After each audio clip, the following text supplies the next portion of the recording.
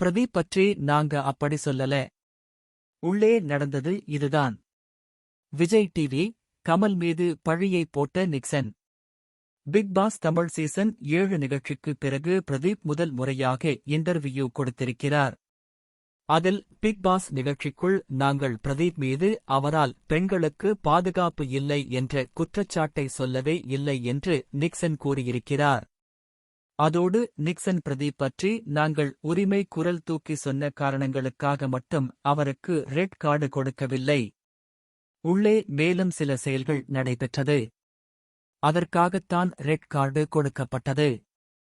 இது விஜய் டிவி மற்றும் கமல்ஹாசன் நடித்த முடிவுதான் என்று அந்த பேட்டியில் நிக்சன் கூறியிருக்கிறார். அந்த வகையில் பிக் பாஸ் தமிழ் சீசன் 7 நிகழ்ச்சி சமீபத்தில் முடிவடைந்தது. ஆனாலும் இந்த நிகழ்ச்சி பற்றிய பேச்சு மட்டும் இணையத்தில் இன்னும் குறைந்த பாடு இல்லை. இந்த சீசனில் பிரதீப்புடைய வெளியேற்றம் பெரிய அளவில் பரபரப்பை ஏற்படுத்தியது. இப்போதும் பல பிரபலங்களும் ரசிகர்களும் பிரதீப் வெளியேற்றப்பட்டது தவறு என்று கூறி வருகின்றனர். அதோடு பிரதீப்பால் பெண்களுக்கு பாதுகாப்பு இல்லை என்று ஒரு காரணத்தை கூறி அவருக்கு ரெட் கார்டு கொடுத்து வெளியே அனுப்பியிருந்தனர்.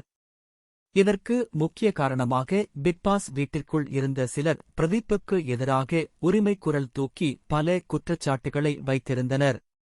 அதைத் தொடர்ந்துதான் விஜய் டிவி மற்றும் கமல்ஹாசன் இந்த முடிவை எடுத்திருந்தனர். ஆனால் இப்பொழுது பிரதீப் மீது உரிமை குரல் தூக்கி குற்றச்சாட்டு வைத்த நிக்சன் முதல் முறையாக விளக்கம் கொடுத்திருக்கிறார். அதில் நாங்கள் எந்த இடத்திலுமே பிரதீப்பால் எங்களுக்கு பாதுகாப்பு இல்லை என்று சொல்லவில்லை. காரணம் அங்கே அத்தனை கேமரா இருக்கிறது. ஆனால் அவர் பிக் பாஸ் வீட்டிற்குள் செய்யும் செயல்தான் சரியில்லை என்று சொல்லிக் கொண்டிருந்தோம்.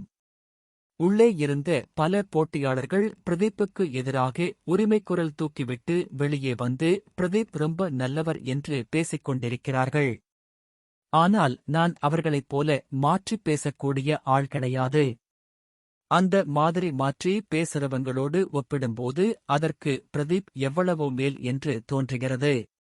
பிரதீப் எதுவாயிருந்தாலும் நான் இப்படிதான் என்று தைரியமாக பேசிவிடுவார். ஆனால் உள்ளே சிலர் ஒரு பேச்சு பேசிவிட்டு வெளியே வந்தது வேறு பேச்சு பேசிக் கொண்டிருக்கிறார்கள்.